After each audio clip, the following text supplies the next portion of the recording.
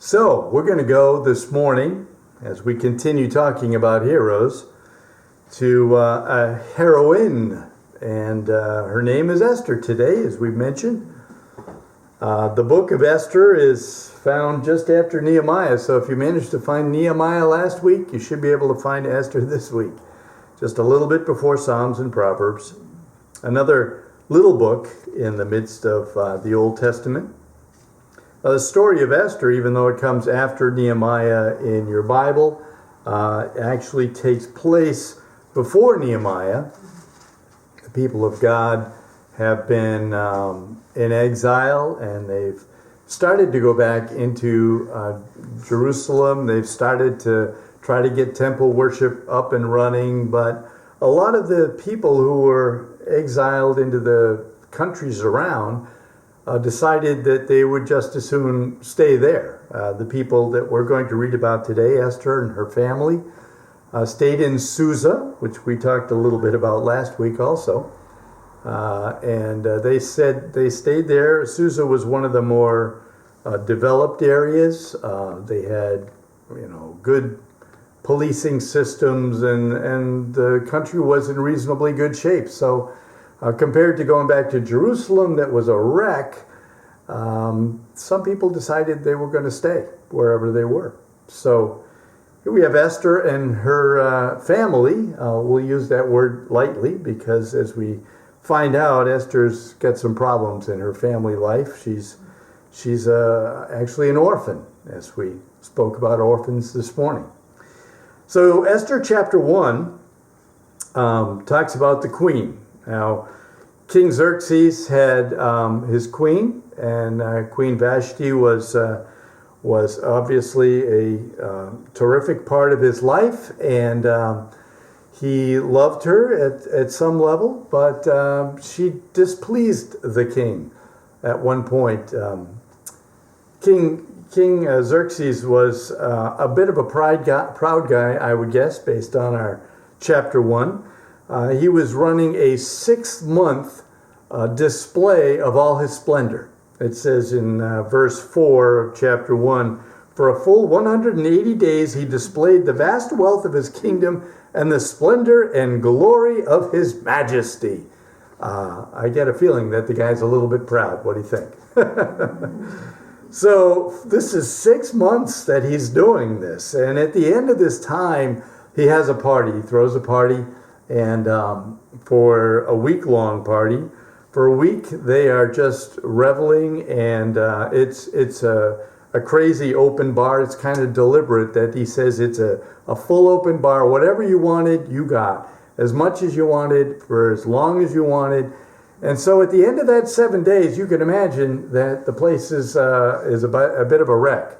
And the king's a bit of a wreck too. So verse 10, down a little bit in that first chapter.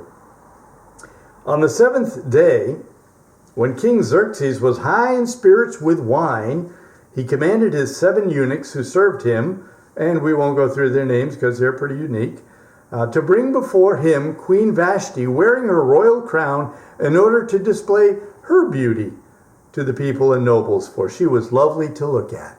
And so the king is bringing out his pride and joy, and could you go get the queen? And he's pretty well toasted. And Queen Vashti responds by saying, "I'm not even going in there. I am not showing up at your crazy drunken party. I'm not going." And so when that news comes back to the king, of course, he's not real happy about that. And in the craziness of that moment, he, with his leadership team, decides that they're going to create basically a law that says if you don't obey your husband, you'll never see him again. And so Queen Vashti was put out and told that she could never see the king again. "You don't want to see me today, you're not going to see me ever." So that's the preface to our story today. So we're going to move over to chapter 2. And in chapter 2, we see this decision. The king decided, to get his queen out of his life. And, a little while later he went, "Oh, rats, now I don't have a queen." And he was sad. Sometimes we think slowly, especially us guys, especially if we've been out drinking wine for a week. We're not thinking real well. And he finally came to his senses and went, oh, that was a bad idea. But of course, he was a king, and there were edicts and there were rules, and so he couldn't really go back and say, I was just kidding, I'm sorry, come on home. And so he said, well, I guess I don't know what I'm going to do. And so a few of his leadership team got together and said, hey, we got an idea. Why don't we draw in all the local girls, and you can pick your next queen out of the local girls. And I read one historian who estimated that this drawing in of the eligible virgins in the area could have been as many as 400 girls. That's like, wow. So I don't know exactly what the number was, but we're going to catch up with this story down in verse 5 of chapter 2. Now there was in the citadel of Susa a Jew of the tribe of Benjamin named Mordecai, son of Jair, the son of Shimei, the son of Kish, who had been carried into exile from Jerusalem by Nebuchadnezzar, king of Babylon, among those taken captive with Jehoiakim, king of Judah. Mordecai had a cousin named Hadassah, whom he had brought up because she had neither father nor mother. This young woman, who was also known as Esther, had a lovely figure and was beautiful. Mordecai had taken her as his own daughter when her father and mother died. So we've met Esther, also known as Hadassah. Esther is a Persian name, so probably that was what she used when she was talking with the Persians, and Hadassah was her given name originally. But she is obviously in a tough situation here. She's been orphaned. Her mom and dad have died. And it's not quite an uncle, Mordecai. It's more like a cousin, Mordecai. Comes along and says, I'll take care of you. And so he raises Esther in his own home and taking care of her. Obviously, as we read through this story, taking care of her very well. He's very concerned for her and always trying to look out for Esther's life. So there's our little introduction. She's in a foreign land. She is a Jew, and she's in this Persian culture, which wasn't necessarily against the Jews, but it was a minority. So she's an orphaned minority without her parents in a land that's not her own. And we move on from there. So we're gonna skip down a couple verses to verse 10. As we get this beauty pageant going, I call it a beauty pageant because basically the king just wants to see all the lovely, eligible virgins that he might marry one of them. Verse 10, Esther had not revealed her nationality and family background because Mordecai had forbidden her to do so. Every day he walked back and forth near the courtyard of the harem to find out how Esther was and what was happening to her. Here we see Mordecai's intense, I want to take care of Esther. I want to be there for her. I want to help her out. Mordecai is really careful with Esther, but she has been called into this talent search, if you will, this beauty pageant, if you will.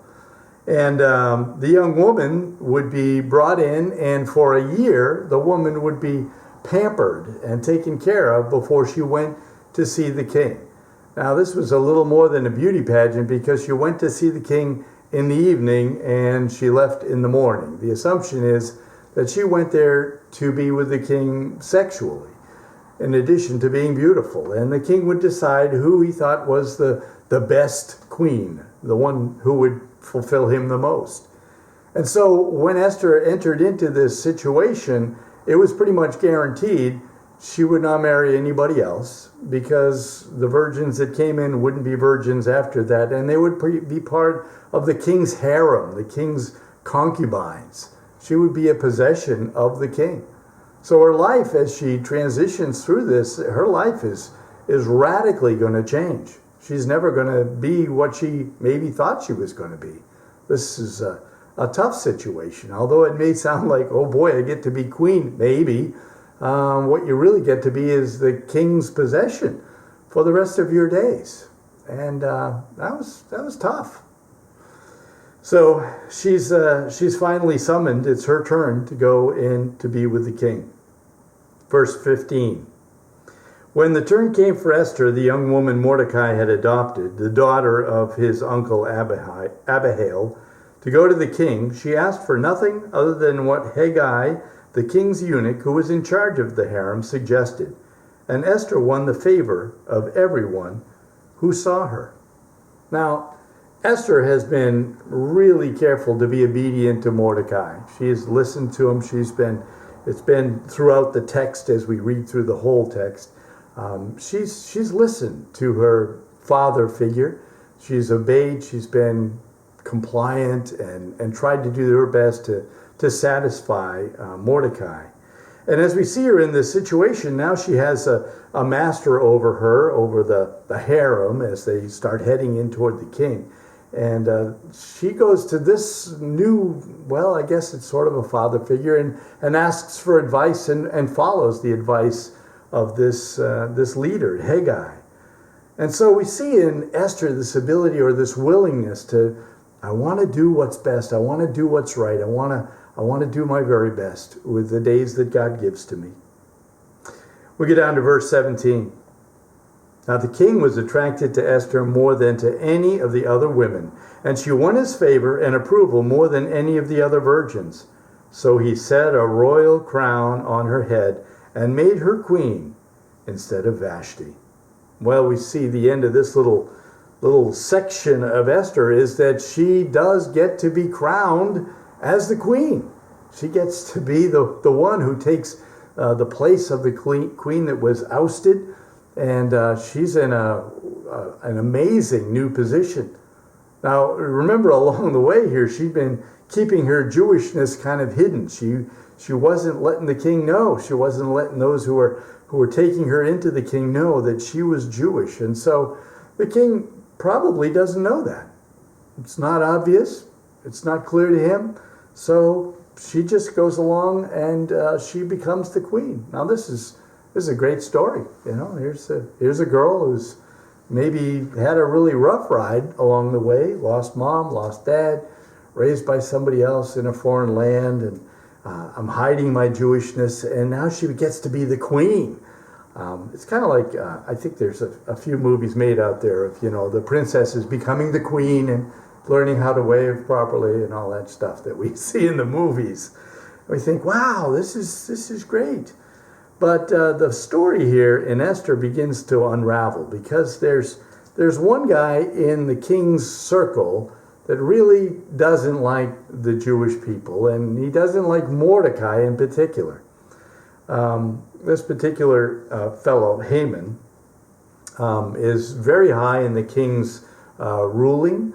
He's probably number 2 to the king. And one of the edicts that he had arranged is that wherever Haman went, everybody would kneel down and bow before him in honor of Haman, the great Haman. And Mordecai, this is Esther's cousin, he just can't do it. He just won't bow down to Haman. And so Mordecai is kind of standing in the square of the city, and Haman comes through, everybody bows down, and Mordecai's just standing there looking at him. And some of Haman's people say, hey, that guy, Mordecai over there, he never bows down to you. What should be done about this? And so he goes to the king, and he gets this plot established to get rid of not only Mordecai, he's so mad at Mordecai, he wants to get rid of also all of the Jews that are in his land. And so he goes to the king, he asks for an edict. Could we just destroy this group of people because they're not nice, they don't follow our rules, they don't do what we want them to do. And so this edict gets issued by the king. The king gives his ring, and the edict is stamped, and it goes out there, and it's going to be on this particular day, all of the Jews are to be destroyed. All of the Jews are to be destroyed. Now remember that the king doesn't know that his queen is a Jew. So we get to chapter 4. And sliding over with me. In 4 verse 1, when Mordecai learned of all that had been done, he tore his clothes and put on sackcloth and ashes, went out into the city, wailing loudly and bitterly. Mordecai, for maybe more than one reason, is very upset about this. He's upset that all of his people are going to be destroyed, but he's probably a little bit upset that it might be my fault. I kind of was the guy who said, I'm not bowing down to Haman, and now all of my people are going to be destroyed. And when the king made an edict, as we saw with Queen Vashti, it stuck. You got to do it. You got to do it. So the Jews were destined to be destroyed. Mordecai is all kinds of upset. Now Esther is in her kingdom, if you will, and Mordecai can't really get in to see Esther very well, so he's out there mourning and alone, and Esther's inside, and she may not even know what's going on, but she hears a rumor that Mordecai's out there making all kinds of noise. So she asks one of her attendants to go out and talk to him. Verse 6 down there in chapter 4. So Hathach went out to Mordecai in the open square of the city in front of the king's gate. Mordecai told him everything that had happened to him, including the exact amount of money Haman had promised to pay into the royal treasury for the destruction of the Jews. I didn't mention that on the way by, but Haman was so mad he was willing to pay the king to destroy the Jews. Verse 8, he goes on. He also gave him a copy of the text of the edict for their annihilation, which had been published in Susa, to show to Esther and explain it to her. And he told him to instruct her to go into the king's presence, to beg for mercy and plead with him for her people. So now Mordecai says, I guess the best thing I can do is I can use my sister in the Lord, my child, if you will, Esther, to go into the king's chamber and see if we can work this thing out. This is a mess. What are we going to do? And Mordecai gives the message to the attendant of Esther, probably because Esther doesn't even know. The queen wasn't always part of the courtyard's events and what happened in the palace throne room. It wasn't so much like the king and queen sat on thrones like we sometimes see, and everything that was discussed was between all of them. In fact, a little later in the story, we'll see that Esther had not been in the king's presence for 30 days. So she hadn't been there. She didn't know. She didn't know this edict existed until Mordecai sent it into her. And now she finds out. So she's going to be asked by Mordecai to go into the king's presence. And you might say, well, that shouldn't be a problem. We should do that. Probably go in. Not a problem. Maybe. So Hathach went back, verse 9 of chapter 4. Hathach went back and reported to Esther what Mordecai had said. Then she instructed him to say to Mordecai, all the king's officials and all the people of the royal provinces know that for any man or woman who approaches the king in the inner court without being summoned, the king has but one law, that they be put to death, unless the king extends the gold scepter to them and spares their life. But 30 days have passed since I was called to go to the king. I don't think the king really wants me in his presence. I haven't been there for a month. I haven't even seen him. And now Mordecai, my cousin, wants me to just rumble on in, and if the king decides that he doesn't really want me there, he could have me killed. This is a life and death thing, Mordecai, you understand? I can't just rumble in. I can't just go into the king's presence. And so Esther basically says, I'm too scared. I don't want to lose my life. I'm not going in. Verse 12. When Esther's words were reported to Mordecai, he sent back this answer. Do not think that because you are in the king's house, you alone of all the Jews will escape.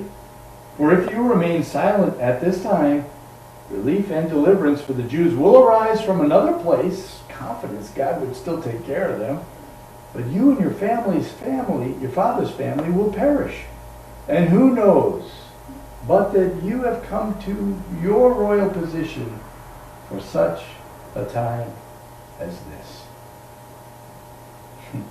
Mordecai, looking across the big scene, and he goes, you know, maybe, Queen Esther, maybe the only reason you're there is because of this.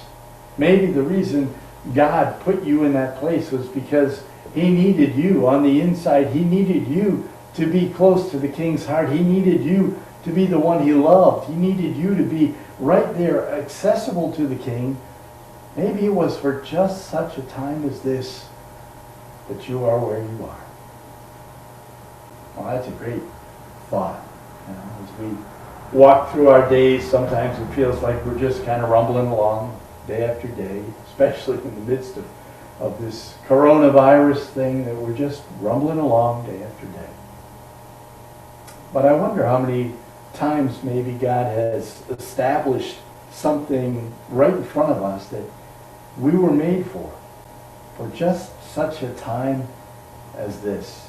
You know, Ephesians 2:10 talks about the fact that God has laid out some good things for us to do. He's established them for us. He's put them there and said, I'm sending you out because there's good stuff I need you to do for me out there in the world.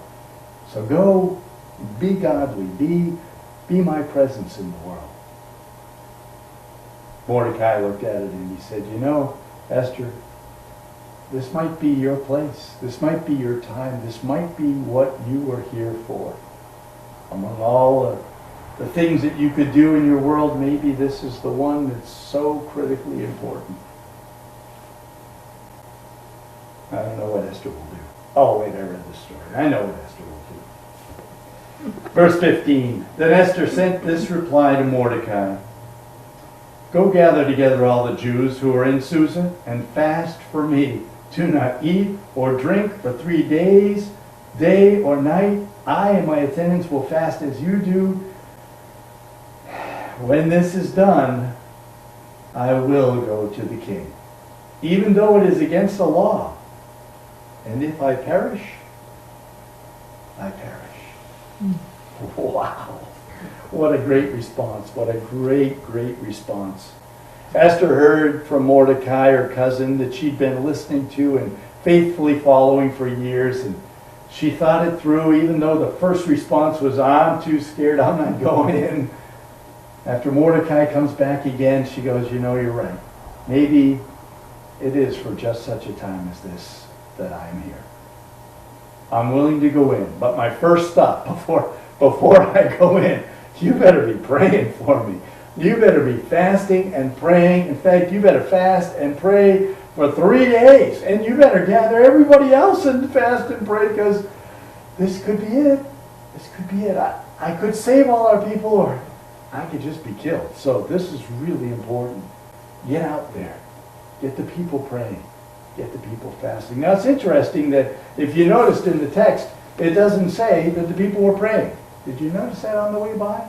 She just talked about fasting, and it was so integral. Why would you fast except to pray? So integral that she didn't even say the word. Yeah, you're going to be fasting and praying and asking God for this deliverance. So Esther's willing to go. And her final line is just striking. If I perish, I perish. If I die, I die. You know, our perspective on life and preservation of life, you know, it's so central to we as humans, to we as living people, that life kind of demands a protection of life. It's woven into us. We fight to survive. And it comes out in all kinds of ways in our world. And, you know, that guy Darwin, he had a little theory about the survival of the fittest, and how evolution came through this inner strength that said, I'm going to survive no matter what. But there's something that it doesn't eliminate it, but it informs that, to say this is not all there is.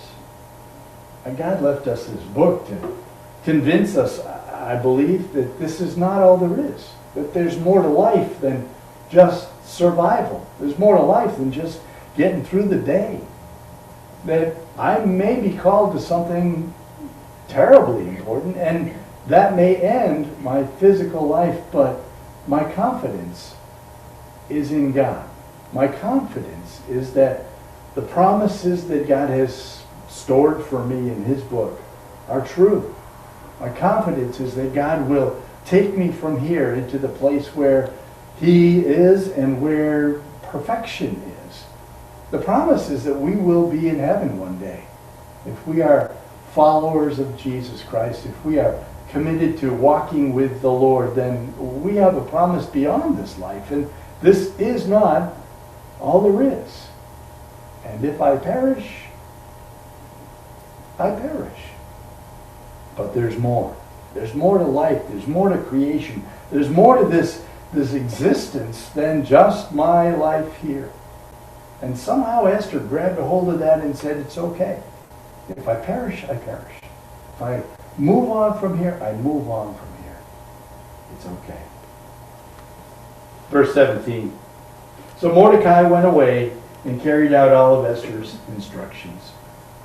Chapter 5, verse 1 says, on the third day, Esther put on her royal robes and stood in the inner court of the palace in front of the king's hall.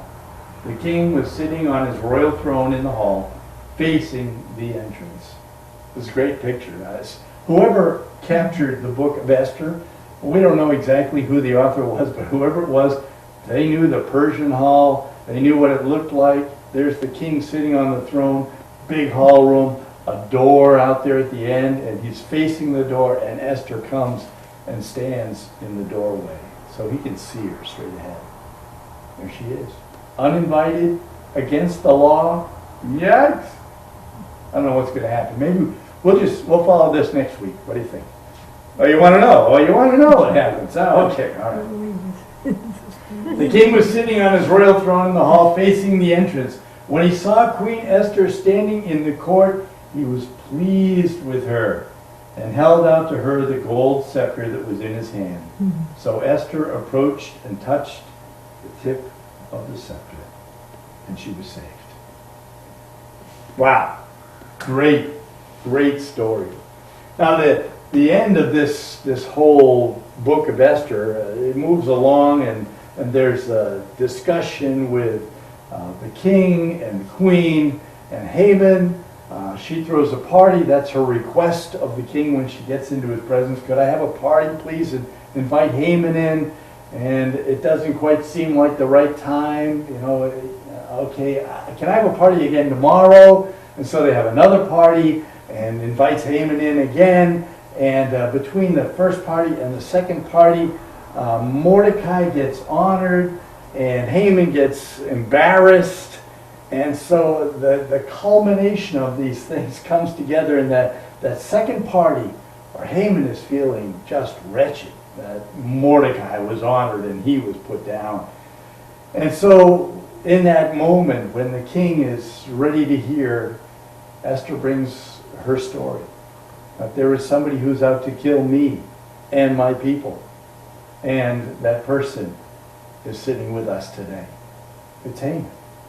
And the end of that, of course, is that Haman loses his life. Ultimately, there's a solution for the people of God the king comes up with to protect themselves and be able to fight off any of the enemies that come. And in the end, the Jewish nation is saved. In the end, Esther lives. In the end, Mordecai, in fact, is honored. And Haman is taken out of the picture. It all wraps up like a good Hallmark movie. It all wraps up very nicely. But there's a couple of things that I think we could take with us as we walk through the story. The first one, obviously, is that no matter what my background is, no matter what my experience is, no matter how hard this event is, God may be calling me into it for reasons that I can't yet see. I don't know what the reason was that Esther's mom and dad died in God's big plan, but God used it because he moved her over into Mordecai's house, and she and Mordecai built this bond, and Mordecai was a powerhouse, and so he was able to kind of leverage into the king's court and be a prominent player. And Esther, because she was connected to Mordecai, had some great strength herself. And she was built beautifully, and God used that to bring her into the king's presence and make her the queen. God used all these things on the way through to work out His will. And we should be able to see in our lives at least a confidence that God, even though maybe my background's not that amazing, and maybe my current position is not that great, and maybe I don't have amazing powers or abilities, but God, there could be something phenomenal that you're calling me to. Could be.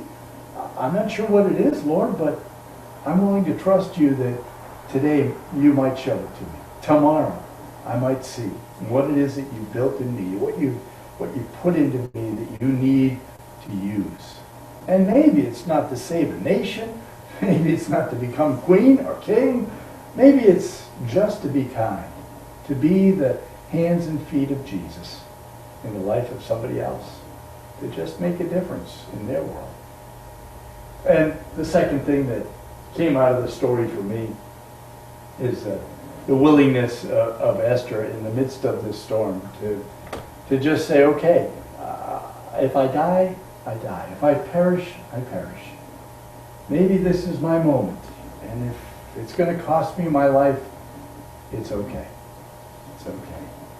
I thought about Jesus in the garden, and how the Lord, who was indeed perfect, I got to the garden and still He said, oh, Father, if there's any other way to work this out, that I could be the Savior of the world without losing my life, I'd really like that. Kind of like Esther did. There's got to be another way. If I go into the king's presence, I could be killed. And Jesus says, there's got to be another way, Father. And God Almighty said, there isn't another way. So I'm going to have to ask for your life, Jesus. And so the Lord gave His life for us. He gave it willingly for us to give us hope and freedom, joy. And the Lord was willing to do that, to walk through that place. And He didn't say, if I perish, I perish, but He did say, not my will, but yours be done, Father. And I guess that's where Esther ended up to. Not my will, but yours be done, Father. So today, as we close this little section on Esther, I encourage you to do business with your Father. Maybe to get to that place where you say, I'm willing to go wherever you want me to go. I trust in Jesus. I love Him as my Lord and Savior. And I trust you that tomorrow is secure. And whatever I face today, even if it's to perish, I'm okay. I'm okay. May God lead us and give us those extraordinary events, maybe today, where you were designed just for this. Amen.